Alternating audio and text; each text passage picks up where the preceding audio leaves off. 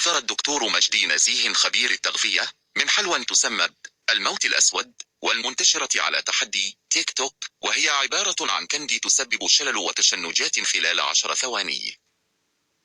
وخلال مداخلة هاتفية لبرنامج حضرة المواطن المذاع على قناة الحدث اليوم، أكد أن هذه الحلويات لم يتم عمل أبحاث كفيه عنها أو تحليلها لمعرفة محتوياتها، موضحا أن من مشاهدتها يتبين أن خطورتها أعلى كثيرا من كونها تحتوي على أحماض لزعت، فهي تشكل خطورة على صحة الإنسان.